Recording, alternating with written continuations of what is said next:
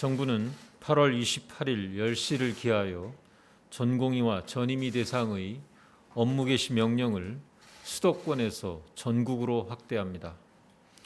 이와 함께 전국 30개 주요 병원에 대한 현장 집중 조사도 실시합니다. 아울러 8월 26일 수도권 소재 전공의와 전임의를 대상으로 발령한 업무 개시 명령에도 불구하고 우선 이 명령을 이행하지 않은 10명에 대해서 오늘 10시 30분 경찰에 고발 조치할 계획입니다. 이는 코로나19 위기 상황에서 환자의 생명과 안전을 지키기 위해 선택할 수밖에 없는 불가피한 조치입니다. 현재 코로나19 확진자가 수도권 이외의 지역에서도 100명을 넘어서는 등 코로나19의 전국적인 대규모 유행이 크게 우려되는 위기 상황입니다.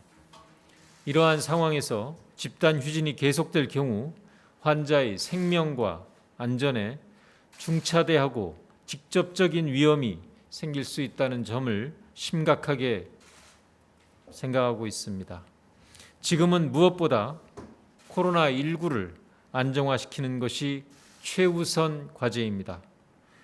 코로나19 치료 병상과 인력을 확보하고 효과적인 감염병 진료 체계를 가동하기 위해서는 전공의와 전임의 여러분들이 진료 현장을 반드시 지켜야 합니다.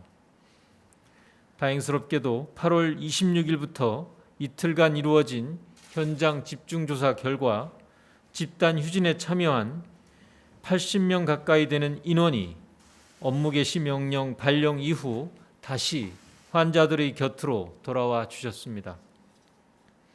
환자의 고통을 외면하지 않고 국민의 생명과 안전을 지키는 숭고한 사명을 감당하기 위하여 진료 현장으로 돌아와 주신 전공의와 전임의 여러분들께 진심으로 감사드립니다. 전공의와 전임의 여러분들에게 당부합니다.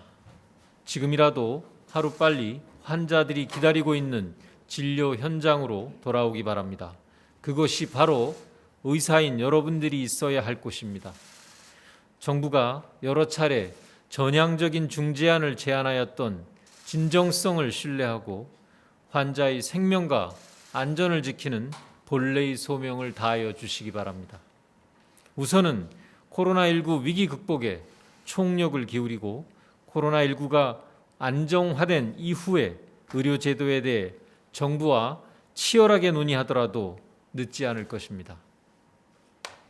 의사가 진료 현장으로 돌아오는 데에는 어떤 이유와 명분도 필요하지 않습니다. 환자를 살리기 위해 돌아온다는 그 이유 하나면 충분합니다. 게다가 전국적인 감염병으로 온 국민이 고통을 받고 있는 위기 상황에서 과연 전공의와 전임의 여러분들이 어디에 있어야 하는지 진지하게 생각해 주시기 바랍니다. 만약 의사단체가 대화로 충분히 해결할 수 있음에도 집단 휴진이라는 극단적 방법만을 계속 고집한다면 국민들은 더 이상 의사를 신뢰하기 어려울 것입니다. 사람을 살리는 의사에 대한 국민들의 신뢰를 저버리는 일이 생기지 않도록 지금이라도 현명한 선택을 바랍니다. 국민과 의료계, 정부가 서로 신뢰하고 힘을 합쳐서 코로나19라는 국가 위기를 슬기롭게 헤쳐나갈 수 있기를 희망합니다.